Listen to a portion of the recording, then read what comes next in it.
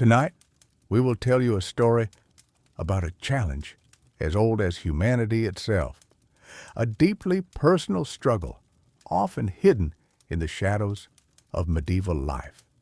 Impotence.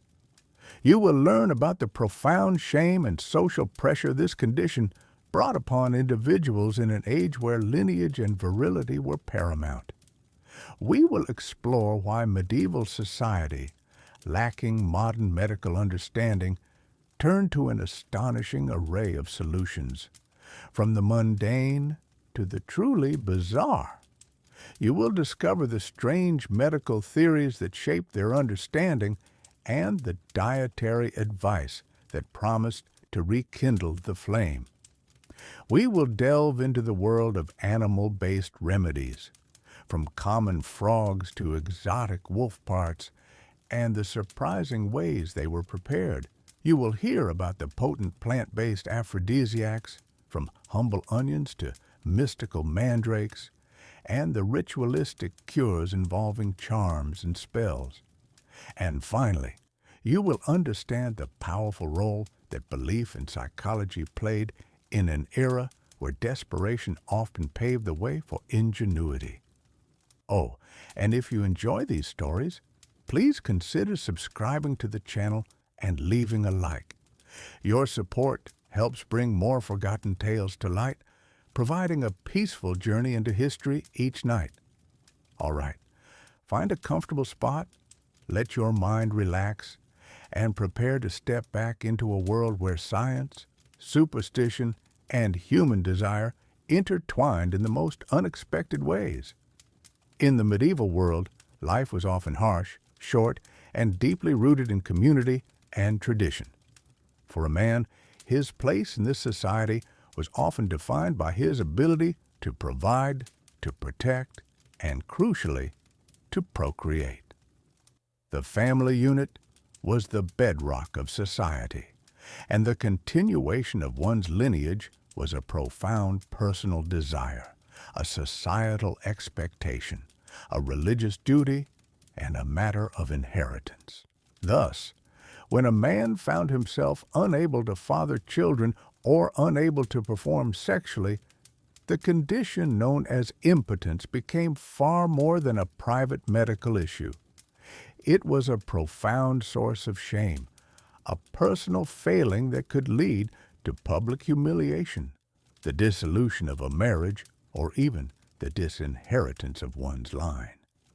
The pressure to produce heirs, particularly among the nobility, was immense, and a childless marriage could threaten the very stability of a kingdom or a noble house. For common folk, it meant a lack of hands to work the land and a future without support in old age. The church, too, played a significant role. A marriage could be annulled on grounds of non-consummation, often due to impotence, bringing with it a deep spiritual and social stigma. This condition was rarely spoken of lightly and almost never acknowledged openly. It remained a secret sorrow, a silent burden that drove individuals to seek any possible remedy, often in desperation, beyond the conventional and into the realm of the peculiar, the mystical, and the truly extraordinary. Tonight, I invite you to journey with me into a less explored yet profoundly human aspect of medieval life. We will step into a world where personal anxieties intertwined deeply with societal structures, and where a very particular vulnerability could ignite a desperate search for remedies, often blurring the lines between medicine, magic, and sheer superstition. Our focus is on the condition known as impotence, a deeply personal and often agonizing challenge that carried far greater weight in the Middle Ages than it perhaps does today. In this era, roughly from the 5th to the 15th centuries, life was structured around deeply held beliefs and rigid social expectations. Marriage was not just a union of two individuals, it was often a strategic alliance between families, a means of securing property, power, and, most crucially, a lineage. The primary purpose of marriage, both religiously and socially, was procreation. To produce heirs was a sacred duty, ensuring the continuation of a family name, the inheritance of lands, and the stability of society itself. For a man, the inability to fulfill this fundamental duty, to consummate his marriage or sire children, was a catastrophic personal failing. It was not merely a physical ailment. It was a profound blow to his honor, his masculinity, and his very identity.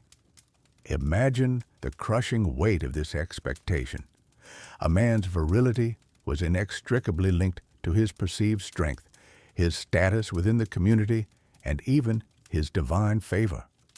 To be found impotent was to be branded with an indelible mark of shame. It could lead to public humiliation, whispered gossip, and a significant loss of social standing. The private agony of the individual was magnified by the relentless scrutiny of their family and the broader community.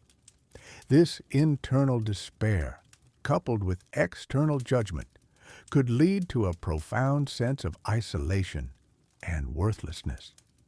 For a wife, her husband's impotence meant not only the absence of children, but also the potential for the annulment of their marriage. An annulment, unlike a divorce, declared that the marriage had never truly existed in the eyes of the church, often leaving both parties in a precarious social and legal limbo, particularly the woman, who might then struggle to find another suitable match or secure her future. The stakes were incredibly high, transforming what we might now consider a medical issue into a profound social and existential crisis that could unravel lives and disrupt the very fabric of medieval society. This widespread problem, with its devastating personal and societal repercussions, drove men and their families to seek solutions with an intensity born of desperation. The conventional medical wisdom of the time, though sophisticated in its own way, was often limited in its understanding of complex physiological conditions. Medieval physicians, drawing primarily from the theories of ancient Greek and Roman scholars like Hippocrates and Galen, operated under the prevailing belief in humoral pathology. This theory posited that the human body was composed of 4 fundamental fluids, or humors: blood, yellow bile, black bile, and phlegm, and that good health depended on the perfect balance of these humors. Illness, including sexual dysfunction, was attributed to an imbalance, an excess or deficiency of one or more humors, or an improper temperature. While these physicians offered treatments based on diet, purging, and bleeding to restore balance, their success in treating impotence was often elusive, leading to a profound sense of frustration and helplessness among those afflicted and their families. It was this very limitation of established medicine that pushed people into less conventional, often far stranger, avenues of cure. When the learned doctor's tinctures and purges failed, hope turned to the vast, murky reservoir of folk remedies, age-old superstitions, and ritualistic practices that had circulated for centuries outside the formal medical establishment. This was a world where people believed deeply in the interconnectedness of all things, where the natural world held hidden powers, and where the line between the physical and the spiritual was often indistinct.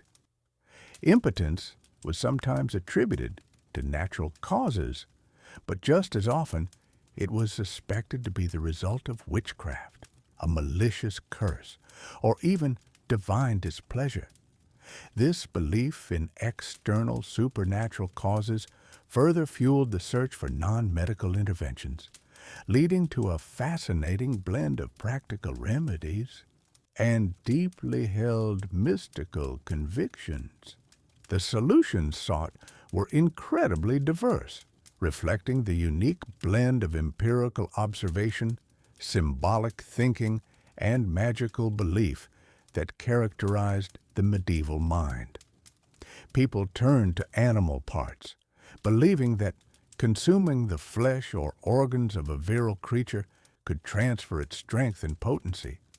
They experimented with a vast array of plants, from common garden vegetables to rare exotic roots, attributing to them properties that could stimulate desire, warm the body, or simply bring good fortune.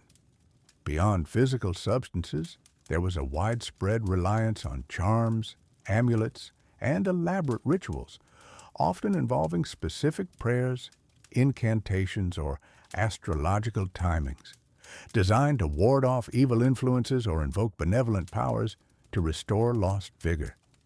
The sheer ingenuity, and sometimes the sheer absurdity, of these medieval cures for impotence offers a fascinating window into the fears, hopes, and intellectual frameworks of a bygone era. They reveal a society grappling with fundamental human needs in a world very different from our own, a world where the search for a solution to a deeply personal problem could lead one down paths that seem utterly alien to modern sensibilities. You will discover the intricate logic, however flawed from a scientific perspective, that underpinned these practices, understanding how people made sense of the world and sought to exert control over their bodies and destinies. From the humble onion in a peasant's garden to the exotic, dangerous wolf's eye, each remedy tells a story of human desperation, resilience, and an unshakable belief in the possibility of restoration. So, let us settle in and begin our exploration of these forgotten cures, understanding the society that created them and the profound human needs they sought to address. You see, the medieval understanding of the human body and its ailments was profoundly shaped by a system of thought inherited from antiquity, known as the humoral theory. This was not merely a belief, but the very foundation of medical science for over 1,000 years, stretching from ancient Greece through the entire Middle Ages and beyond. According to this theory, your body, like the cosmos itself, was composed of 4 fundamental substances or humors: blood, phlegm, yellow bile, and black bile. Each of these humors was associated with specific qualities and elements. Blood was considered hot and moist, linked to air. Phlegm was cold and moist, like water. Yellow bile, often called choler, was hot and dry, associated with fire.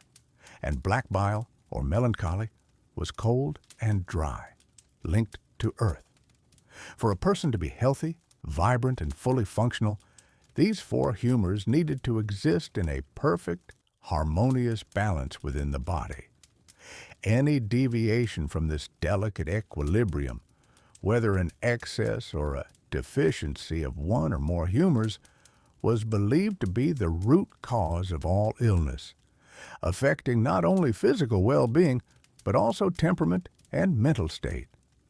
It was a holistic view, where every part of you was interconnected.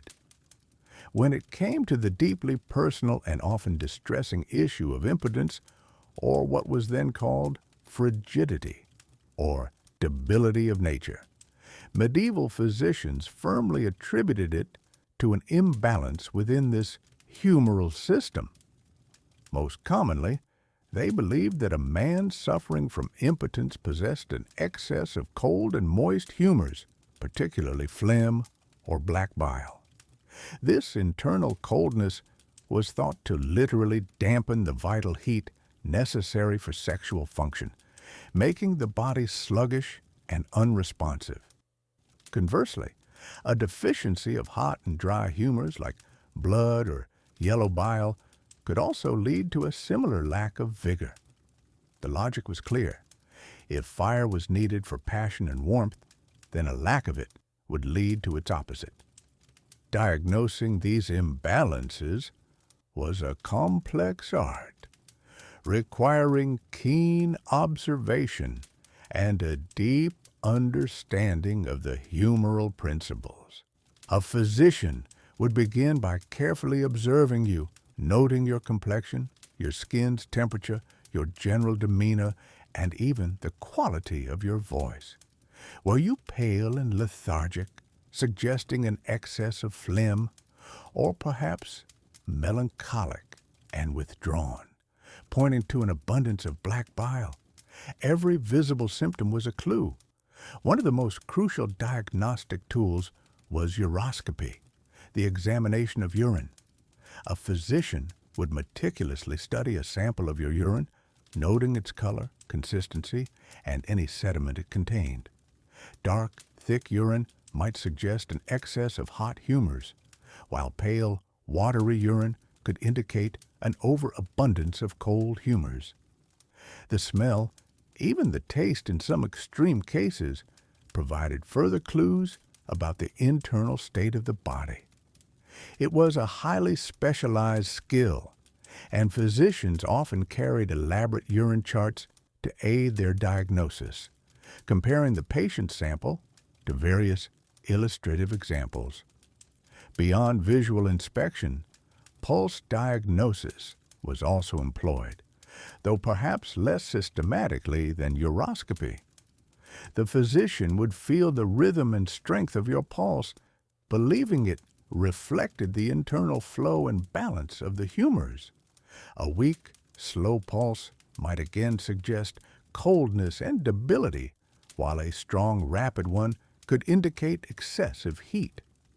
Furthermore, physicians would take into account your lifestyle, your diet, and even the climate you lived in. Did you consume too many cold, watery foods? Did you live in a damp, chilly environment? These external factors were believed to directly influence your internal humoral balance. For example, a diet rich in cold foods could exacerbate an existing cold humor imbalance, leading to or worsening impotence. The physician's task was to piece together all these observations, forming a comprehensive picture of your unique humoral constitution and identifying the specific imbalance responsible for your affliction. Once the diagnosis was made, the goal of treatment was always to restore the body's natural equilibrium. If the diagnosis pointed to an excess of cold and moist humors as the cause of impotence, the prescribed remedies would invariably aim to introduce warmth and dryness into the system. This might involve dietary changes, recommending foods considered hot in nature, or the application of external heat. Conversely, if a lack of vital heat was identified, the focus would be on stimulating and invigorating the body. This logical framework, based on the humoral theory, guided every therapeutic intervention, no matter how strange or unusual it might seem to us today. It was a system that provided medieval practitioners with a comprehensive, albeit flawed, explanation for health and disease, and it was within this framework that they sought to understand and alleviate the profound personal suffering caused by impotence. It was a world where a frog's coldness or an onion's warmth held significant medical meaning, and where the line between empirical observation and symbolic association was often blurred, leading to a truly fascinating array of proposed cures.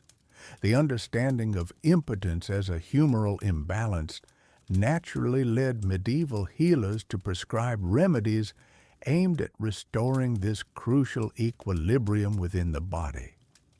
If a man suffered from an excess of cold and dry humors, for instance, which were thought to diminish the vital heat necessary for sexual function, the solution was clear. Introduce warmth and moisture through specific dietary and lifestyle adjustments.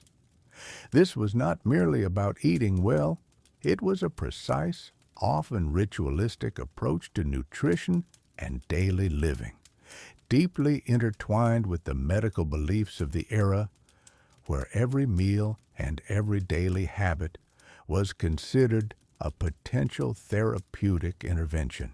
Physicians, often educated in burgeoning universities and familiar with the intricate works of ancient Greek and Arab scholars like Galen and Avicenna, would meticulously assess a patient's dominant humors through observation of their complexion, temperament, and even their pulse and the color and consistency of their urine. They might note a pale complexion, a sluggish pulse, or a tendency towards melancholic thoughts, all pointing to a prevalence of cold and dry humors. Based on this detailed diagnosis, they would then recommend a highly personalized regimen. But it was not just the learned physician who offered such advice. Folk healers, wise women, and even local barbers, who often performed minor medical procedures and were frequently the first point of contact for common ailments, also dispensed guidance. Their knowledge, while less theoretical and more rooted in generations of empirical observation and local traditions, often aligned remarkably with the humoral principles, focusing on the practical effects of certain foods and activities that had proven beneficial over time. They might not speak of humors in the same academic terms, but their recommendations for warming up the body or moistening it were essentially the same. A cornerstone of these dietary prescriptions was the emphatic inclusion of warming foods. These were believed to generate internal heat and promote the vigorous production of vital fluids, especially semen, which was often considered a refined, potent product of the humors, akin to the very essence of life force. Red meats, rich and fatty, were frequently recommended, such as succulent cuts of beef, nourishing mutton, or even lean, gamey venison, particularly if prepared with strong, stimulating spices. Spices themselves were not merely flavor enhancers, but highly valued as potent medicinal agents. The pungent heat of ginger, the sweet warmth of cinnamon, the aromatic intensity of cloves, and the sharp bite of pepper were all thought to ignite the body's inner furnace, driving away the chill that could stifle desire and capability. Wine, especially robust red wine, was also a common prescription, believed to warm the blood, invigorate the spirit, and aid in digestion, though moderation was often sternly advised, as excessive consumption could lead to other equally problematic humoral imbalances, such as an excess of hot and moist blood, causing agitation or fever. Strong aged cheeses, rich in fat and protein, and eggs, particularly the nourishing yolks, were also considered highly fortifying and warming, capable of deep nourishment and support for the body's natural reproductive functions. These foods were seen as building blocks meant to replenish a depleted system. Conversely, cold foods were often severely restricted or entirely forbidden from the diet of a man seeking to restore his potency. These included many types of fresh fruits and watery vegetables that were perceived as cooling, such as crisp cucumbers, delicate lettuce, and certain melons, which were thought to dampen the internal fire. Even fish, particularly those sourced from cold waters or prepared without warming spices, might be advised against if a man was believed to be suffering from an excess of cold or phlegmatic humors. The medieval diet was thus a careful, almost alchemical balance, not just of taste and satiety, but of perceived thermal qualities, where every ingredient, from the simplest herb to the most exotic spice, was chosen for its specific and targeted effect on the body's internal temperature and moisture levels. A cold, watery food could exacerbate a chilling condition, while a hot, dry one could parch an already arid constitution.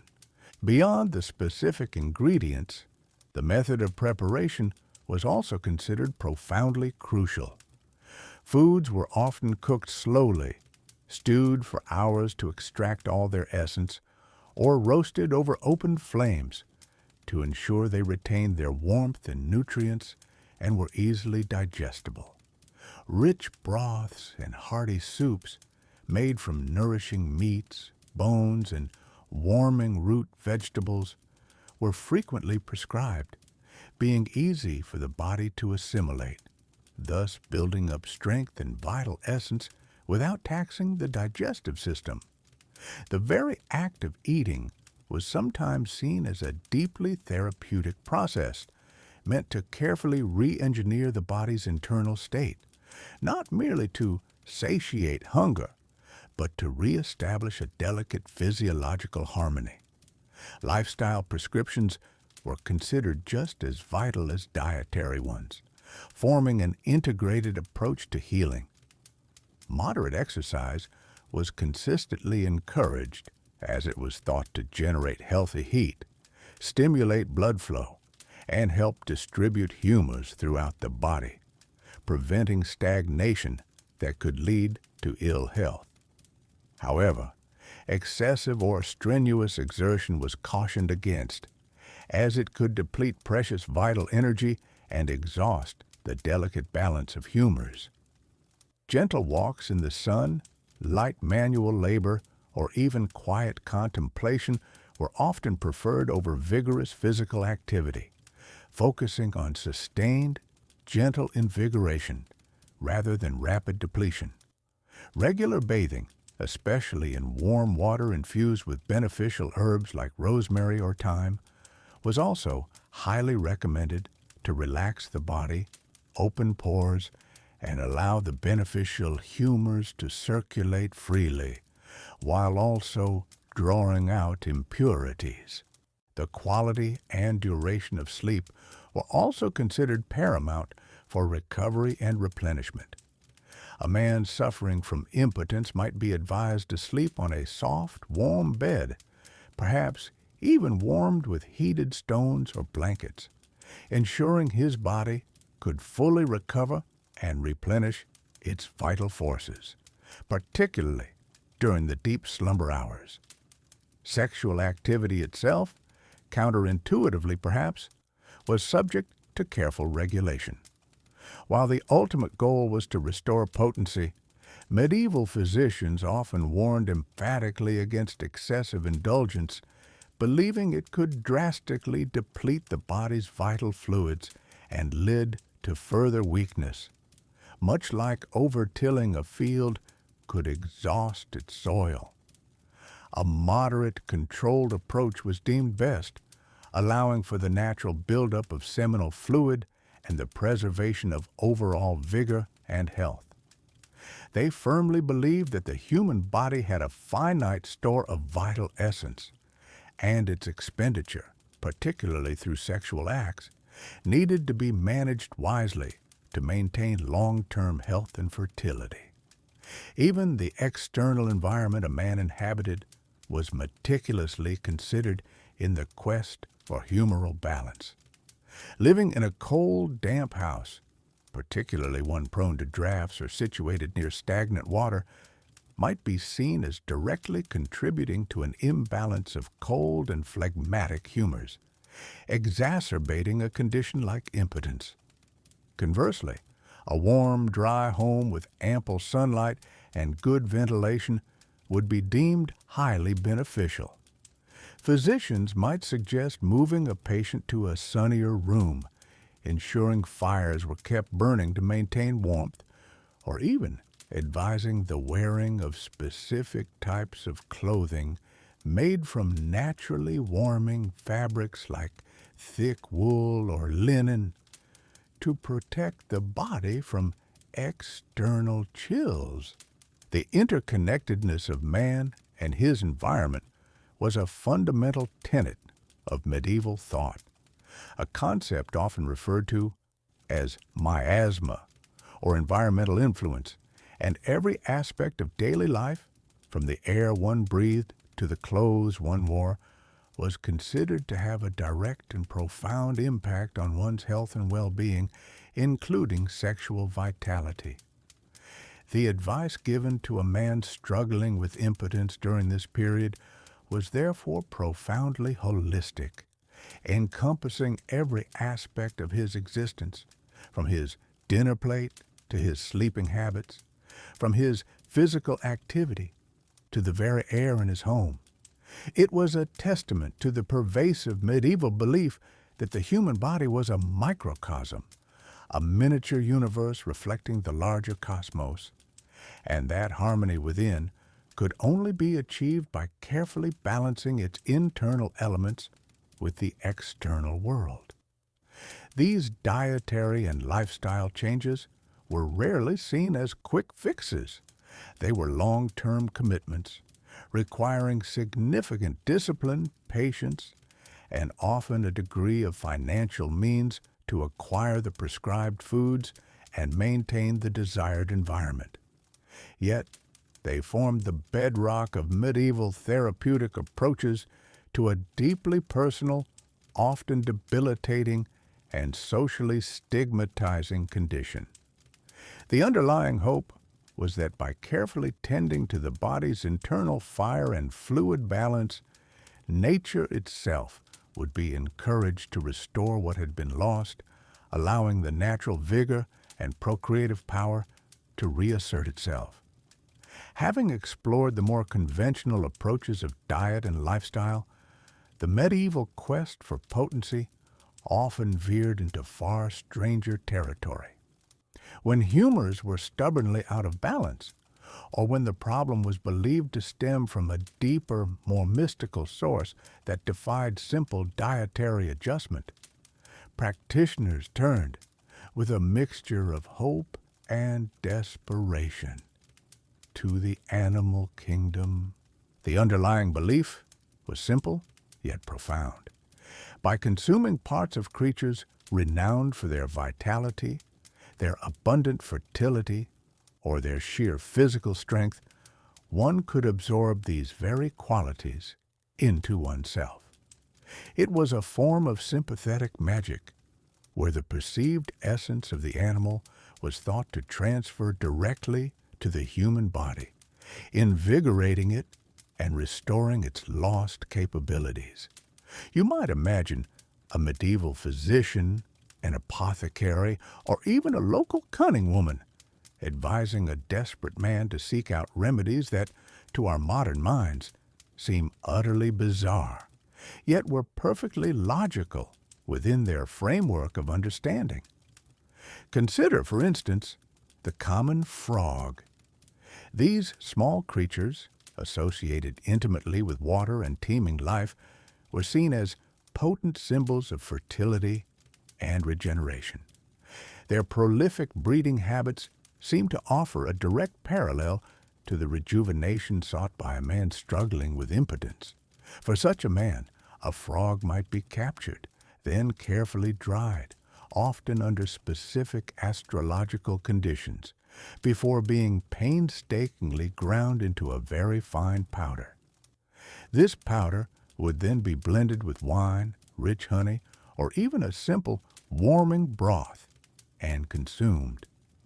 The central idea was that the frog's inherent fecundity and its connection to water would awaken a similar dormant vigor within the man, stimulating the vital warmth necessary for procreation. Sometimes, the frog might even be used in more direct ways, such as being held alive against the skin, its cold presence a strange and chilling counterpoint to the internal warmth it was meant to evoke, or incorporated into an amulet to be worn close to the body. Sparrows, too, held a remarkably significant place in this peculiar medieval pharmacopoeia. These small, agile birds were known for their ceaseless activity, their boundless energy, and their famously unrestrained and overt amorousness. Their very nature suggested a direct and potent solution to a lack of sexual drive. A common remedy involved the consumption of sparrow brains, believed to be the seat of their active and passionate nature, or their blood, mixed into a potent drink. The reasoning was straightforward. If a sparrow was full of passion and tireless in its pursuits, then its essence, when ingested, would naturally instill the same ardor and endurance in a human. Sometimes the entire bird would be carefully prepared, perhaps roasted or boiled down into a strong decoction, and then eaten, bones and all, in the desperate hope of absorbing every last drop of its perceived vitality. The preparation process for these avian remedies was often accompanied by specific incantations, whispered prayers, or precise rituals, adding a vital layer of spiritual efficacy to the physical act of consumption. The rooster, a creature whose very crow proudly heralded the dawn, and whose aggressive, confident strut embodied masculine vigor and dominance, was another prime candidate for these potency-enhancing concoctions. The rooster's comb, vibrant red and prominently displayed, was believed to be particularly potent, a visible symbol of its virility. This comb might be carefully dried and then powdered, subsequently added to food or drink, or even mixed into a poultice applied externally. Alternatively, the rooster's testicles, seen as the very literal seat of its virility, were consumed, sometimes raw for maximum potency, sometimes carefully cooked into a warming stew or broth. The blood of a rooster was also considered highly efficacious, often mixed with wine or other liquids and drunk, sometimes warmed over a fire to infuse the drinker with the rooster's fiery spirit. The preparation of these remedies was often a precise and solemn affair, performed at certain moon phases or specific times of day, all believed to maximize their purported magical and physiological effect. The belief in the rooster's power was so deeply ingrained that even carrying a dried part of the bird, such as a claw, a feather, or a fragment of its comb, was thought to provide a continuous, if subtle, boost to one's masculine strength and general vitality, acting as a constant charm. Beyond these more direct ingestions, some remedies involved a complex combination of animal parts, sometimes mixed with other ingredients from the plant or mineral kingdom to create a truly powerful elixir. Imagine a medieval physician, perhaps in a dimly lit chamber, carefully grinding dried frog legs with sparrow hearts, adding a pinch of finely powdered rooster comb, and then meticulously blending it all with a warming, intensely pungent herb like ginger and a strong, rich, dark wine. The resulting mixture would undoubtedly be intensely pungent, remarkably thick, and often quite unappetizing, but for the desperate hope for a cure, any discomfort or unpleasantness was readily endured. The patient would consume this potent potion often on an empty stomach, in the profound belief that the synergistic effect of these potent animal essences would finally restore their lost vigor and masculine pride.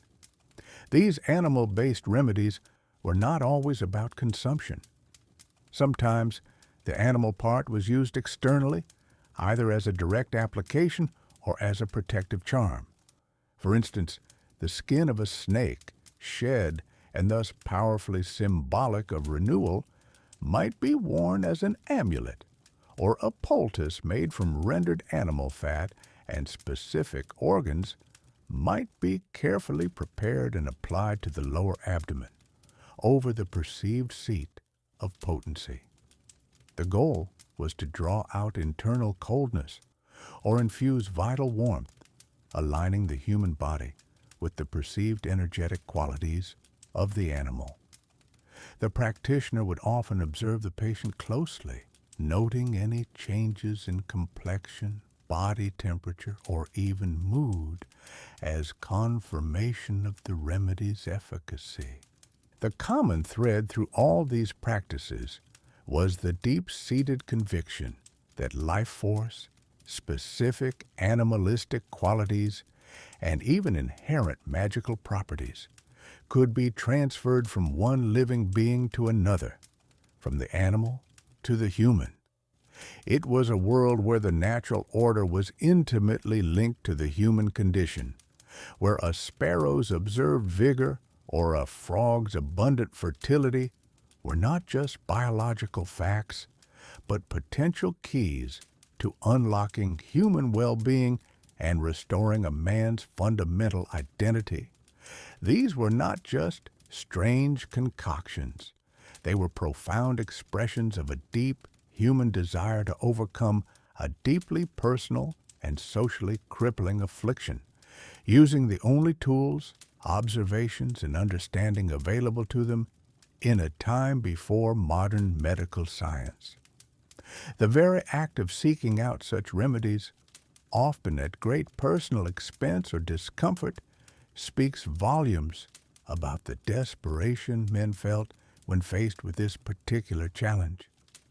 The belief system that underpinned these methods was complex, a rich tapestry woven from ancient folk wisdom, interpretations of classical medical texts, and a generous dash of popular superstition, all aimed at restoring what was considered a fundamental and essential aspect of a man's identity and his role within his community.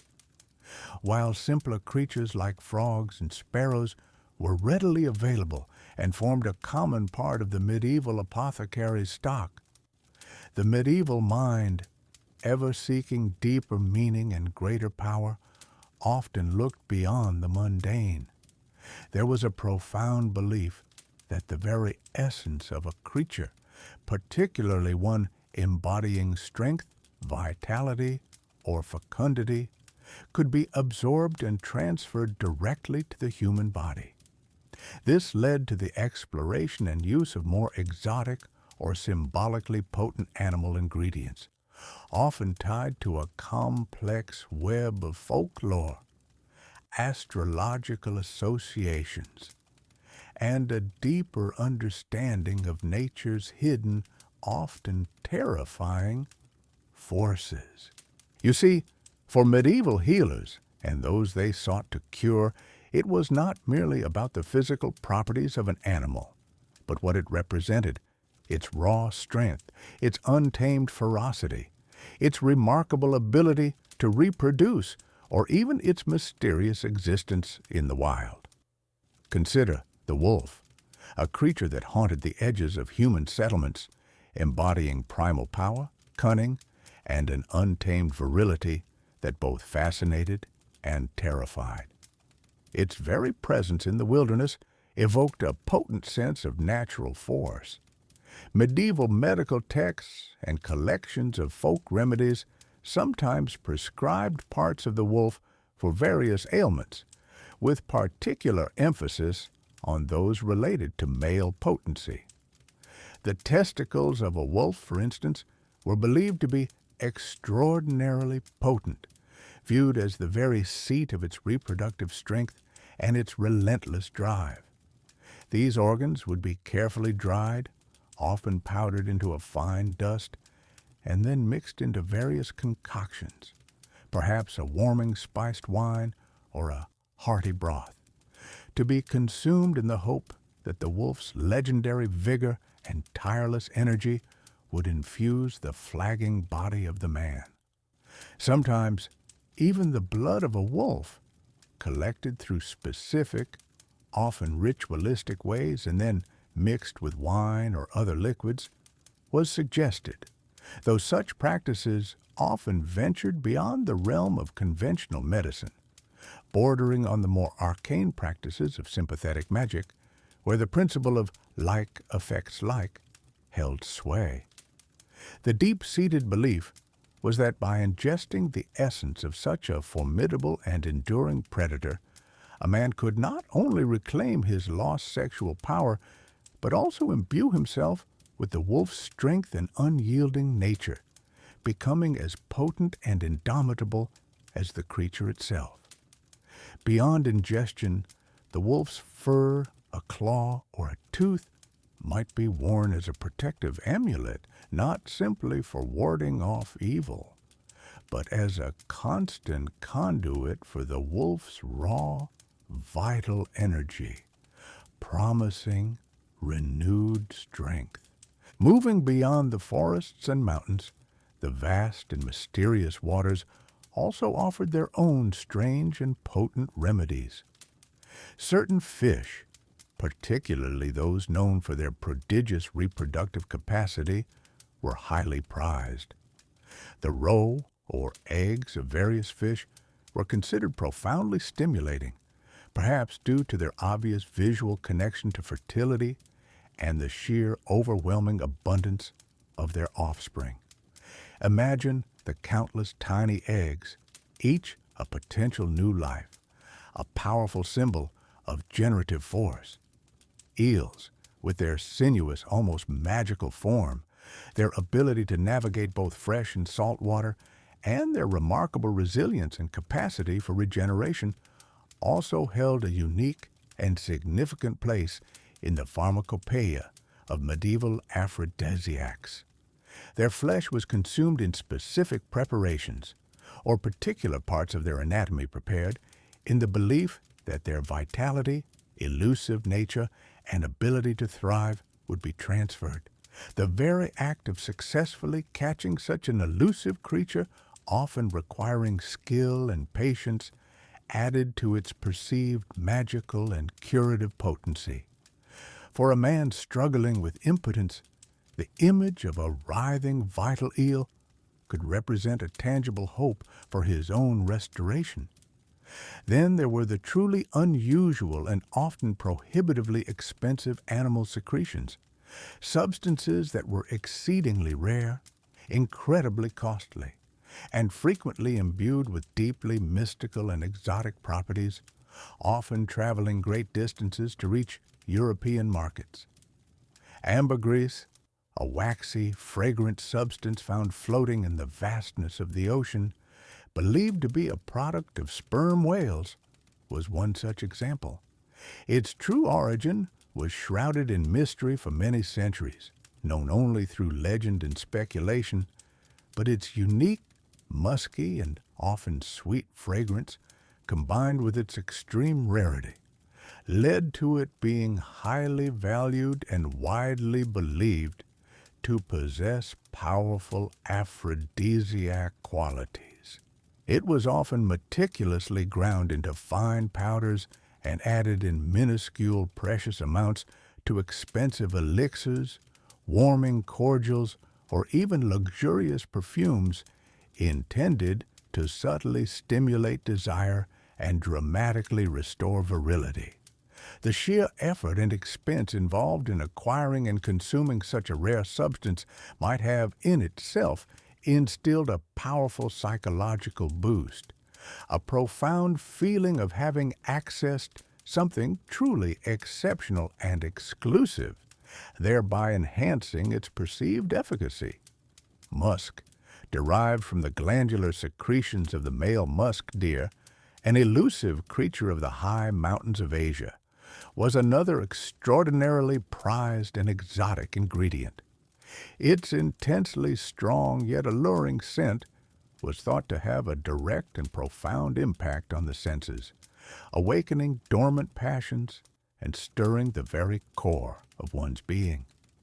Like ambergris, musk was incredibly expensive and thus primarily accessible only to the wealthiest elite and those who could afford the most potent and luxurious remedies. It was used sparingly in tiny quantities, often dissolved in fine wine or incorporated into intricately prepared confectionaries and preserves, transforming a simple sweet into a potent and highly sought-after love charm. These substances were not merely consumed, they were experienced, their unique aroma and complex taste becoming an integral part of the ritual of restoration, a luxurious indulgence in the pursuit of vitality. Even the beaver, an industrious and resourceful creature known for its powerful build, its engineering prowess in building dams, and its highly valued fur, contributed significantly to this peculiar branch of medieval medicine. Castoreum, a strong-smelling resinous secretion from the beaver's castor sacs, located near the base of its tail, was widely used in medieval pharmacopoeias for a vast array of ailments, including those specifically affecting male potency.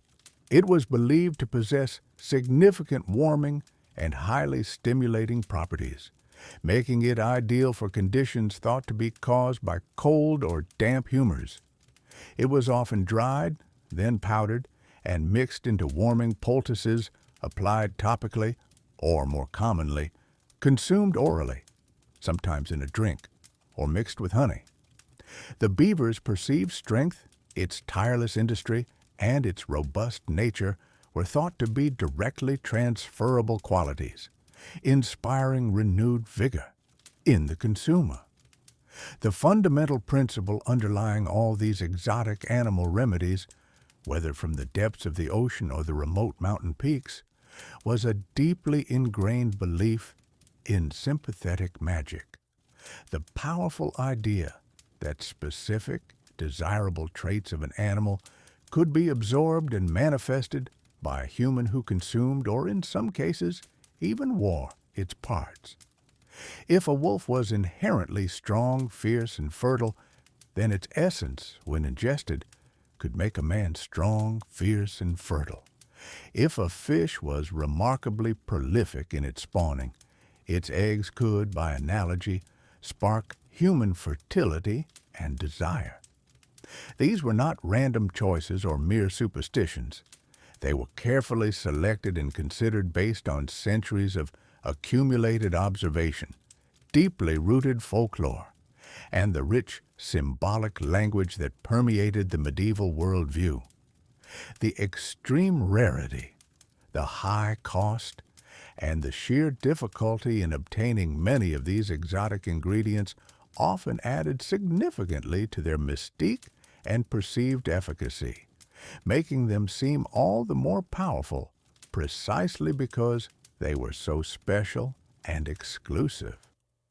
For those individuals trapped in the quiet desperation of impotence, facing profound social stigma and personal anguish, no animal was too wild, no preparation too bizarre, if it offered even the slightest glimmer of hope for reclaiming what was considered a fundamental aspect of manhood, social standing, and marital harmony in medieval society. The widespread and often peculiar pursuit of these strange cures speaks volumes about the profound impact of impotence on individuals and the extraordinary lengths to which they would go to overcome it, tapping deeply into a medieval worldview where the natural world was seen as a vast and intricate pharmacy of symbols, hidden powers, and interconnected essences. The quiet desperation of a man seeking to restore his vitality often led him down paths that blurred the rigid lines between empirical medicine, ancient magic, and pure, unadulterated, yet deeply felt hope. This blend of rational observation and symbolic interpretation was a hallmark of the age, revealing a profound interconnectedness between humanity and the natural world, a world where every creature held the potential secret to human well-being. While some remedies necessitated the capture of elusive creatures or the acquisition of rare animal parts, many medieval individuals found hope much closer to home, in the very soil of their gardens and fields. The earth itself was seen as a generous provider, yielding plants and herbs believed to possess the power to stir the body and mind, to reawaken what had gone dormant. These were not exotic imports, but familiar staples, yet their perceived potency was no less significant. Among the most commonly cited and widely used plant-based remedies for a lack of vigor were the pungent and warming vegetables, onions, garlic, and leeks. These humble plants were universally recognized for their strong flavors and aromas, qualities that medieval thinkers often associated directly with their internal properties and effects on the human body. According to the prevailing humoral theory, these vegetables were typically classified as hot and moist, or sometimes hot and dry, depending on the specific plant and its preparation. Such qualities were precisely what was desired to counteract the perceived coldness and dryness that often accompanied a decline in potency. The onion, for instance, held a venerable place in the lore of many cultures long before the medieval era. Its layers were sometimes seen to symbolize fertility and abundance. In the medieval period, it was commonly believed that the onion's inherent warmth and stimulating properties could directly affect the vital humors, encouraging blood flow and stimulating the lower regions of the body. Physicians and folk healers alike would recommend consuming onions in various forms, sometimes raw, chopped into salads, or eaten with bread, to deliver a direct, strong jolt. Other times, they were cooked into rich stews or broths, their essence believed to infuse the entire dish with their revitalizing power. It was not uncommon for men troubled by a perceived lack of virility to be advised to eat large quantities of onions, sometimes even before bedtime, in the hope that their warming effects would manifest by morning. The sharp, almost aggressive odor and taste were seen as proof of their potency, an undeniable sign of their ability to stir and invigorate. Garlic shared many of the same esteemed qualities as the onion, amplified perhaps by its even more potent aroma and taste. It was believed to be an even stronger stimulant, capable of purging the body of stagnant humors and driving vital energy to where it was most needed. Like onions, garlic was often consumed raw, its strong kick considered beneficial. It was also frequently pounded into pastes, mixed with honey or wine, and taken as a potent tonic. The heat it generated within the body was thought to be directly conducive to increasing warmth and moisture, qualities considered essential for robust health and, specifically, for the restoration of male vigor. Its widespread availability and ease of cultivation meant that it was a readily accessible remedy for people across all social strata, from the poorest peasant to the wealthiest lord, all equally susceptible to the anxieties surrounding this particular ailment. Leeks, while perhaps less aggressively pungent than their onion and garlic cousins, were nonetheless valued for similar reasons. They too were considered warming and moistening and were often incorporated into daily diets as a general fortifier. They were a common ingredient in pottages and soups, providing a gentle yet consistent source of the beneficial humors. The belief was that regular consumption of such vegetables would, over time, gradually rebalance the body's internal state, fostering a sustained return of vitality rather than a sudden, fleeting surge. This long-term approach reflected a deeper understanding that true health, and by extension, true potency, was a matter of holistic balance rather than a quick fix. Beyond these foundational vegetables, many other common garden herbs and spices were also employed. Rosemary, with its aromatic scent and associations with memory and vitality, was sometimes included in concoctions. Thyme, known for its invigorating qualities, and various members of the mint family, believed to stimulate the senses, also found their way into remedies. These herbs were often brewed into teas, infused into wines, or mixed with other ingredients to create poultices or elixirs. The sheer variety of plants available, combined with a deep-seated folk knowledge passed down through generations, meant that almost every garden could become a potential pharmacy for those seeking to restore their lost vigor. The common thread among them was their perceived ability to warm, to stimulate, and to reawaken the body's natural processes, aligning perfectly with the medieval understanding of health and illness.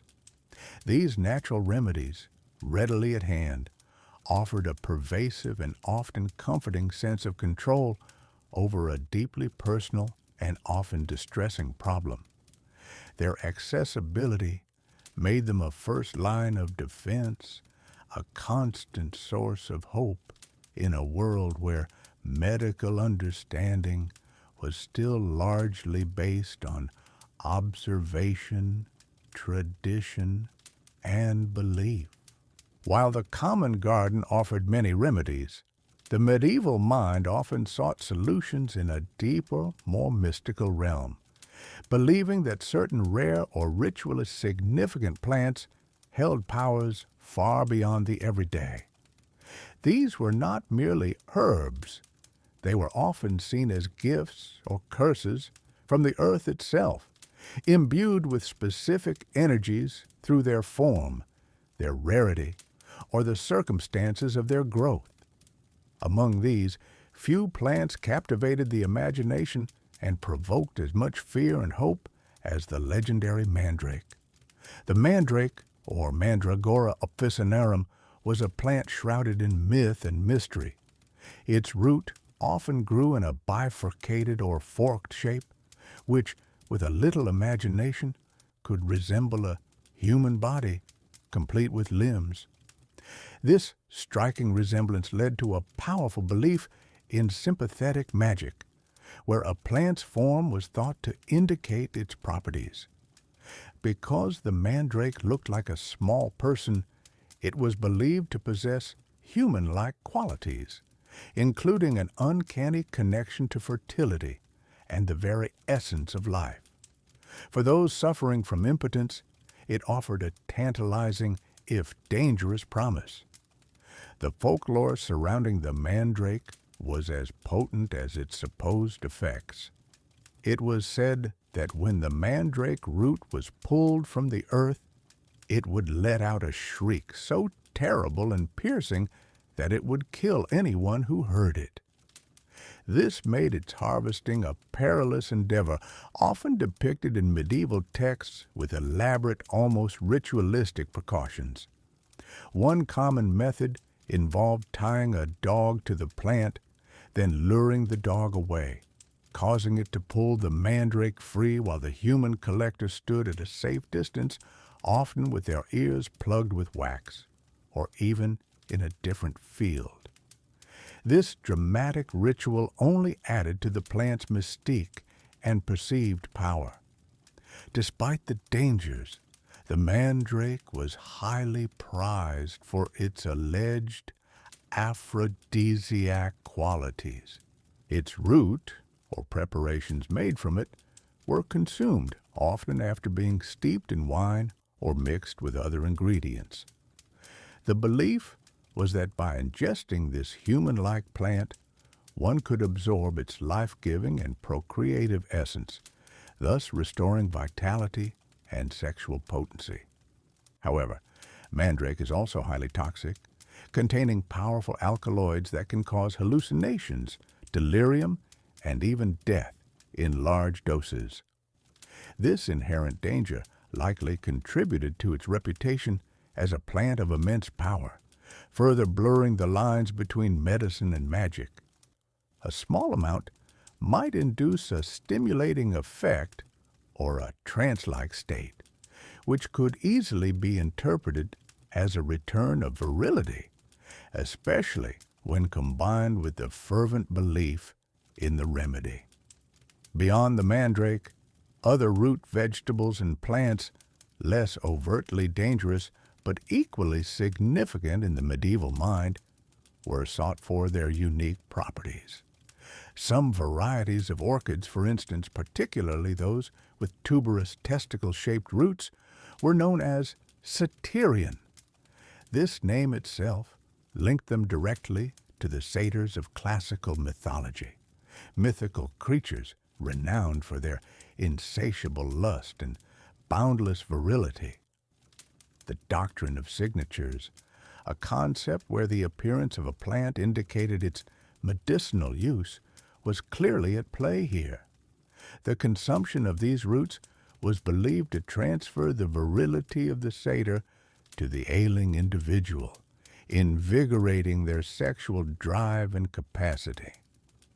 The efficacy of these rare plant remedies was often believed to be tied not just to the plant itself, but to the specific conditions under which it was harvested or prepared. Medieval astrological beliefs played a significant role in this.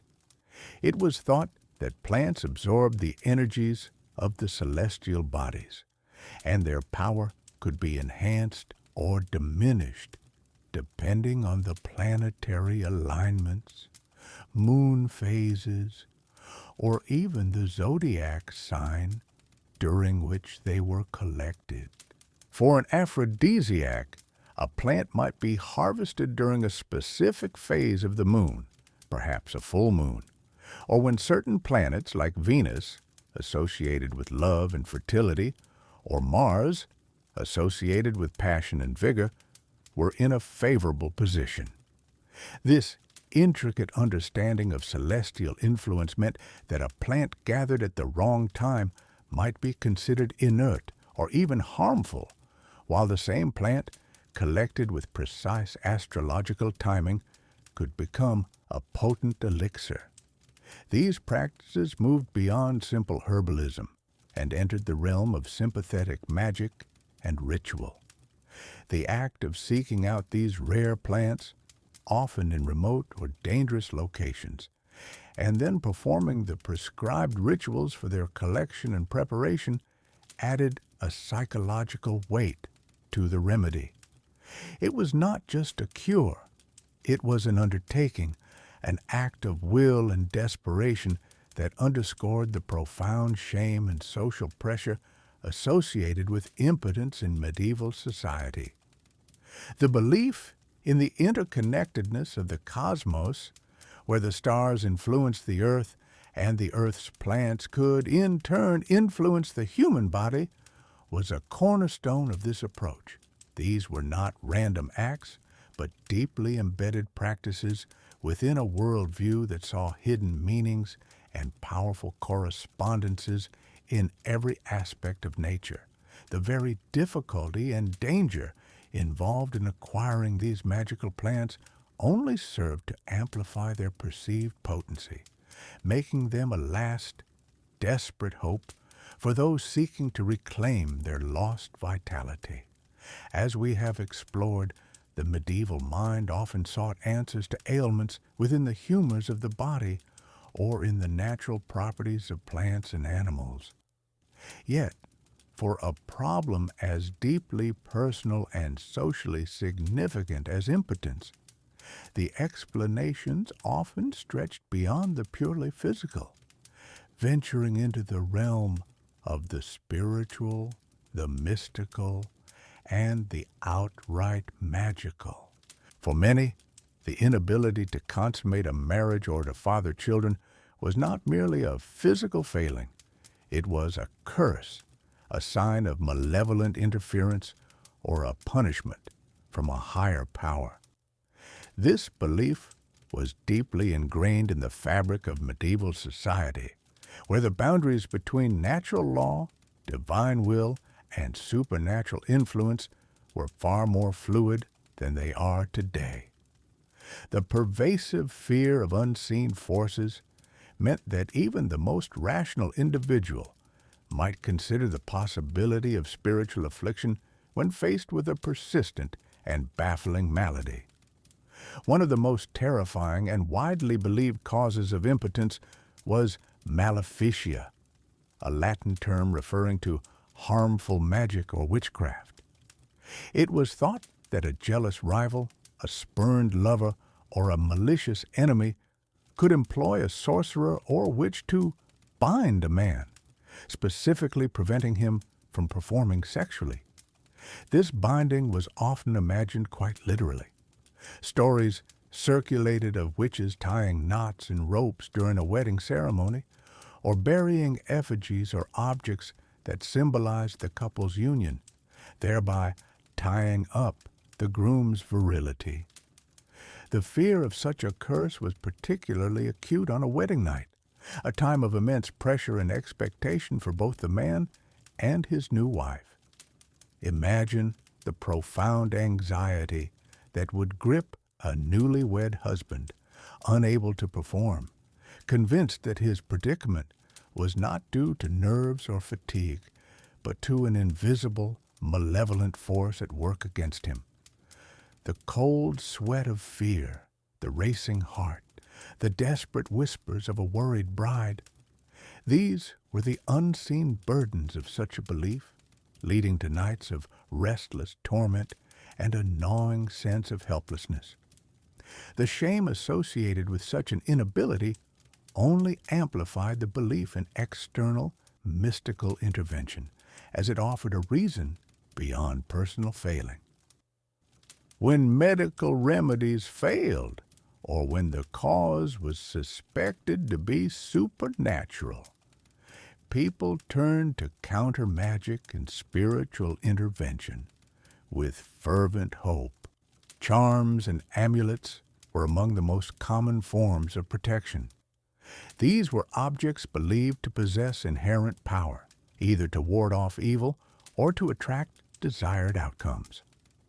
A man might wear a small pouch, perhaps made of worn leather or linen, filled with specific herbs like vervain or rue, known for their protective qualities, or a piece of parchment inscribed with a specific prayer to St. Cosmas and Damian, who were revered as patron saints of physicians and healers, or a magical symbol drawn from ancient, often obscure texts.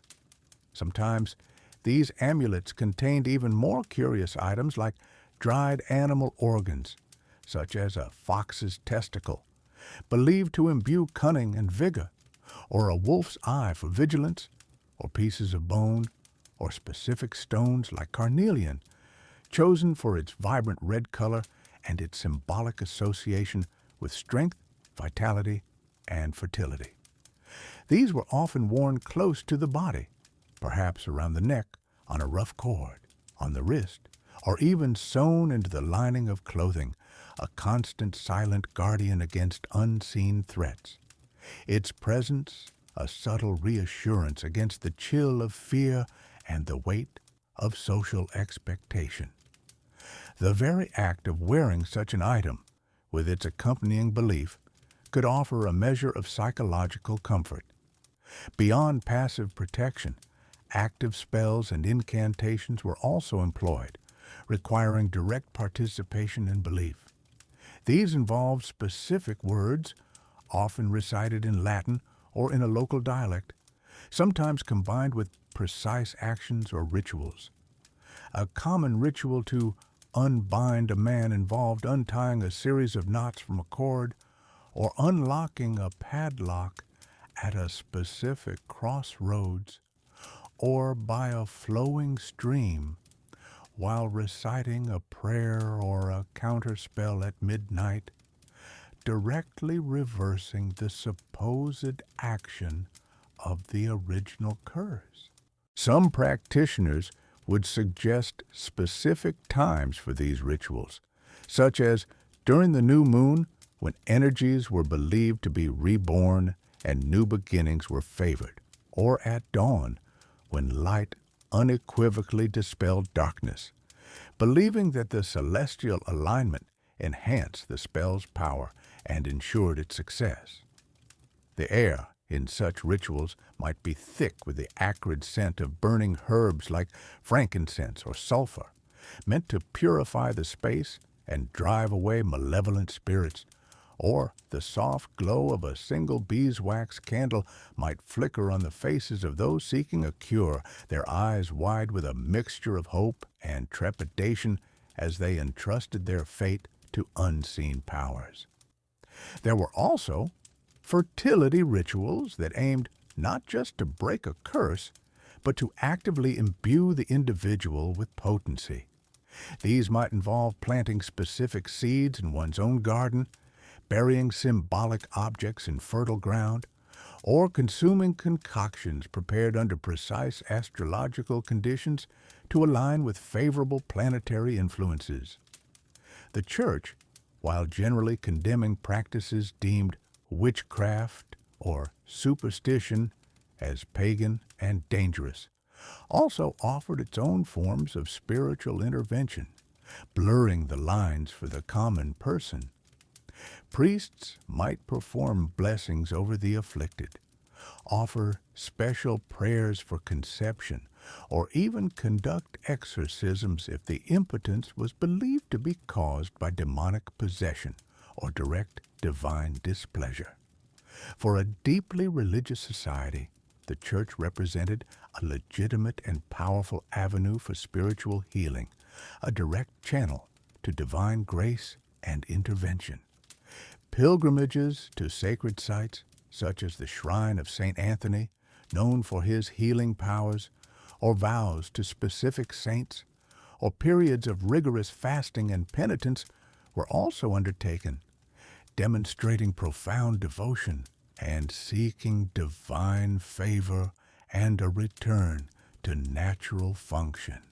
The line between accepted religious practice and forbidden folk magic could be remarkably blurry, with many common people seeing little distinction in their desperate pursuit of a cure, often combining prayers with charms, believing that every avenue of hope should be explored. Underlying many of these magical practices was the principle of sympathetic magic, the belief that like affects like, or that things that have been in contact continue to influence each other even at a distance. For impotence, this meant using objects or actions that symbolically represented fertility or sexual vigor, drawing strength and essence from the natural world. For instance, consuming parts of animals known for their robust virility, like a rooster's comb or a stag's antler, or plants with phallic shapes or rapid, vigorous growth, such as the root of a mandrake or a swelling onion, was not just about their chemical properties, but about absorbing their inherent symbolic power, believing that the essence of life and potency could be transferred directly. Tying and untying knots, as mentioned, was a direct application of this principle, mirroring the physical binding and unbinding of the body in a magical context. Burying a man's clothing or a lock of his hair in a fertile field at the time of spring planting was meant to transfer the earth's fecundity and life-giving energy directly to him, ensuring his own renewal. These were not random acts. They were deeply symbolic gestures, rooted in an ancient, intuitive understanding of the world's interconnectedness, where every element held a hidden meaning and potential, and where humanity was intricately woven into the cosmic tapestry. The pervasive belief in these magical and ritualistic cures speaks volumes about the desperation felt by those afflicted with impotence. When physical remedies failed and the shame and social pressure mounted, the supernatural offered a powerful, albeit often terrifying, alternative. It provided an explanation for an otherwise inexplicable condition, and more importantly, it offered hope. The hope that through the right words, the right ritual, or the right object, the invisible chains binding a man could finally be broken and his natural vigor restored. The profound belief in the efficacy of these non-medical interventions meant that even if they offered no physiological change, they could provide a powerful psychological boost, alleviating anxiety and sometimes leading to a perceived return of function. For the medieval person, the world was alive with hidden meanings and forces, and to ignore these was to ignore a vital path to healing. We have explored the fascinating and often bewildering array of remedies that medieval society turned to in its desperate quest to conquer impotence. From the earthy wisdom of the herbalist to the esoteric practices of the alchemist, and even the bizarre concoctions derived from the animal kingdom, each method was embraced with a profound hope and an earnest desire for restoration. But it is crucial to understand that beyond the tangible physical ingredients and the often intricate rituals, there lay an equally powerful, though perhaps less obvious, force at play. The intricate workings of the human mind itself, a domain still largely unexplored and misunderstood in their era, intricately intertwined with the pervasive societal pressures that made this particular affliction so profoundly devastating and isolating for those who suffered from it deeply.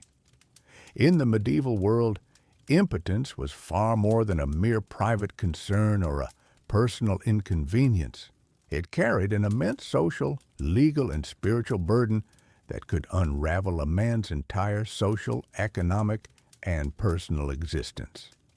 A man's virility was inextricably linked to his honor, his status within the community, and his fundamental ability to fulfill what were considered divinely ordained and absolutely essential societal roles.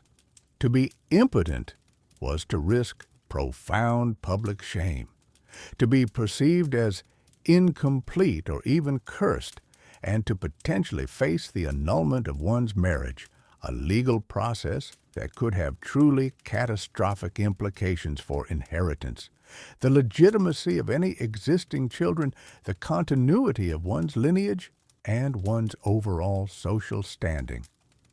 For the nobility, the inability to produce a male heir was not merely a disappointment. It was a dynastic crisis, threatening the very survival of their house and their claim to power. For the common man, it could mean the dissolution of his household, the loss of his wife, and a life of profound isolation, a sense of deep personal failure, and even public ridicule. Furthermore, and perhaps most terrifyingly, impotence was very often interpreted through a deeply moral or spiritual lens. It could be seen as a direct divine punishment for unconfessed sin, a clear sign of God's profound disfavor, or, in the darkest corners of belief, the direct result of malevolent witchcraft, a binding spell, or a malicious curse cast by a jealous enemy.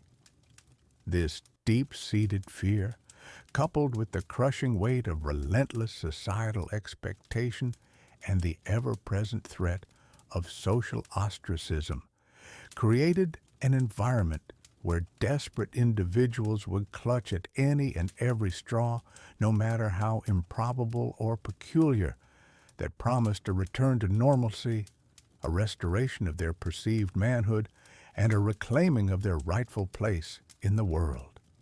It is within this context of profound social stigma, intense personal anxiety, and pervasive fear that the true, often unacknowledged, and deeply mysterious power of human belief began to manifest its subtle yet profound effects.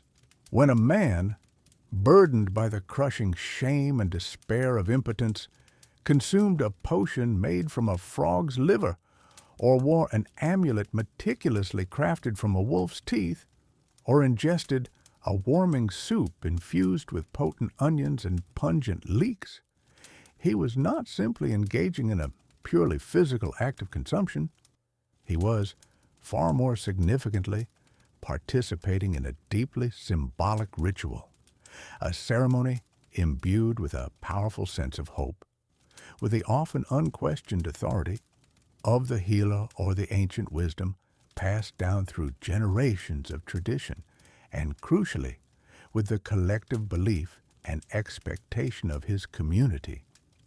This very act of actively seeking out and diligently applying a remedy, no matter how outlandish or irrational it might seem to our modern sensibilities, was in itself a profoundly powerful psychological intervention. The mere expectation of improvement, the earnest anticipation of success, could, in many cases, begin to alleviate the crippling anxiety and self-doubt that so frequently accompanied and often exacerbated sexual dysfunction. Modern medical science has meticulously documented and recognized what is known as the placebo effect, a fascinating phenomenon where a patient experiences a genuine, measurable improvement in their symptoms simply because they profoundly believe they are receiving an effective treatment, even if that treatment is, in reality, inert and contains no active medicinal properties. While medieval people, of course, lacked our sophisticated scientific understanding of neurobiology, endocrinology, and the intricate mind-body connection, they nevertheless intuitively observed and understood its powerful effects. They witnessed firsthand that a strong and unwavering conviction in a specific remedy, a belief often powerfully bolstered by the healer's unwavering confidence, the solemnity of the ritualistic nature of the cure, and the supportive expectations of the community, could indeed lead to a perceived and, for the individual, very real return of potency. It is a well-established fact that human sexual function is profoundly sensitive to one's mental state, one's emotional well-being, and one's deeply held self-perceptions. Chronic stress, paralyzing fear, and debilitating self-doubt can significantly inhibit it, while states of deep relaxation, unwavering confidence, and positive expectation can powerfully facilitate and enhance it. Thus, the very act of seeking out and believing in a cure, even one derived from seemingly crude, ground-up animal parts or infused with the mystical essence of rare herbs, could effectively break the destructive cycle of anxiety and perceived failure, leading to a genuine, albeit primarily psychologically driven, improvement in function. This perception of improvement, whether purely mental or with some physical manifestation, was often all that was needed for the individual to feel restored. Furthermore, The very act of undertaking these often elaborate, time-consuming, and frequently secretive treatments also served a crucial role in re-engaging the individual with a sense of personal agency and control over their own body and destiny. Instead of passively suffering in silence, feeling helpless and overwhelmed, they were actively, even defiantly, fighting against their affliction. This proactive stance, combined with the often dramatic or highly unusual nature of the remedies themselves, created a potent personal narrative of transformation and resilience. Imagine the profound psychological impact on a man consuming a broth made from sparrows, a creature universally associated with vitality, fertility, and sexual prowess in medieval lore. The very symbolism of the act, the deep-seated hope and expectation it embodied, could be as potent and transformative as any chemical compound. For medieval individuals, the world was a living, breathing entity, saturated with meaning and interconnectedness. They believed implicitly that a wolf's inherent strength could be transferred through its parts, that a plant's unique shape or color could signify its specific medicinal use, and that a saint's blessing or a carefully recited prayer could mend even the most profound physical or spiritual brokenness. In such a deeply spiritual and symbolically rich world, the power of intention, of unwavering faith, and of collective belief was not merely a secondary or incidental effect. It was understood to be an intrinsic and fundamental part of the entire healing process, a primary force that could directly influence outcomes. It is important to acknowledge, with the benefit of hindsight and modern scientific understanding, that not every perceived improvement was necessarily a permanent physiological change in the modern sense. Some improvements might have been temporary, fleeting moments of relief, while others might have been almost entirely psychological, a profound and life-altering shift in perception rather than a fundamental, measurable alteration of underlying bodily function. But for the individual experiencing the immense relief, the profound lifting of shame, and the renewed ability to engage in intimate relationships, the distinction between a real physiological cure and a psychologically induced improvement was often entirely moot. What mattered above all was the restoration of perceived function, the lifting of the crushing weight of public and personal shame, and the joyous ability to reclaim their rightful place within the complex and demanding social fabric of their time. The medieval approach to impotence, therefore, was a rich and complex tapestry, intricately woven from rudimentary but earnest medical theories, deeply ingrained superstitions, a profound intuitive understanding of symbolic magic and sympathetic connections, and, perhaps most strikingly, an unwitting and powerful embrace of the human mind's incredible, innate power to heal itself, or at least to orchestrate a sense of healing. The desperation to cure this affliction was undeniably real.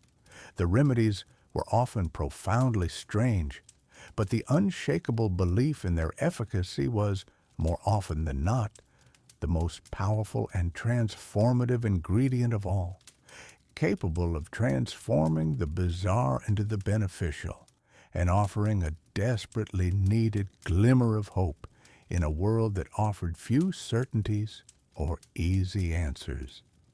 You have journeyed with me through a world where the most intimate of human anxieties met the most extraordinary of remedies.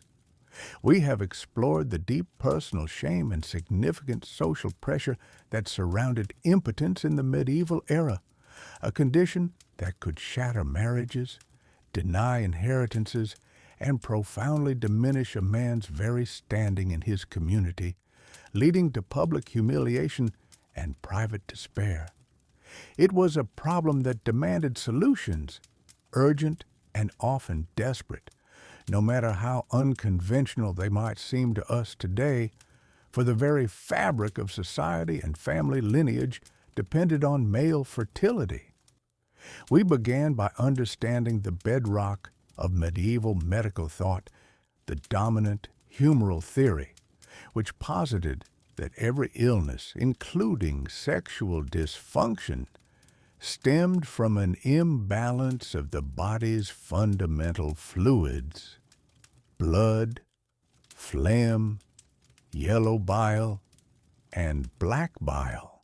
Physicians, guided by this intricate system of observation in ancient texts, meticulously prescribed warming foods, specific herbs, and careful lifestyle adjustments, all aimed at restoring a harmonious internal equilibrium. The logic was clear, built upon centuries of traditional knowledge, even if effectiveness was elusive and underlying physiology remained a profound mystery. The goal was always to correct a perceived coldness or dryness, to reignite inner vital heat. From the quiet wisdom of the physician, we then stepped into the realm of the more immediate, the visceral, and often startling. You heard of the common animal-based remedies, where the perceived raw virility of creatures like the swift-leaping frog, the ever-active sparrow, or the crowing dominant rooster was sought to be transferred to a man. Imagine the precise, sometimes gruesome preparation: organs dried and powdered, flesh boiled into a potent broth, or even specific parts worn close to the body as an amulet imbued with sympathetic power. These were not mere superstitions for many. They were practical, if sometimes bizarre, applications of a deeply held worldview that saw characteristics as inherently transferable, a direct and mystical link between the physical essence of an animal and the desired human outcome. Every creature was a potential source of power. We then ventured into the more exotic and symbolically potent animal ingredients, perhaps the keen eye of a wolf, believed to impart vigor and predatory drive, or the strange viscous secretions of certain fish, thought to carry the essence of aquatic fertility. Here, the belief deepened, linking animal attributes like strength, resilience, or prolific breeding directly to the human body through ingestion, topical application, or ritualistic contact. It was a world where a creature's very essence, its dominant qualities, was believed to be a potent, transformative medicine, a concentrated force of nature.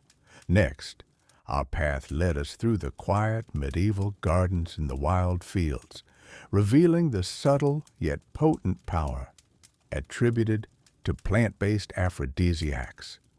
Common, everyday vegetables like the pungent onion, the robust leek, and the sharp garlic, with their inherent warming and stimulating qualities, were not just food, but potent stimulants, believed to stir the blood, increase internal heat, and ignite desire.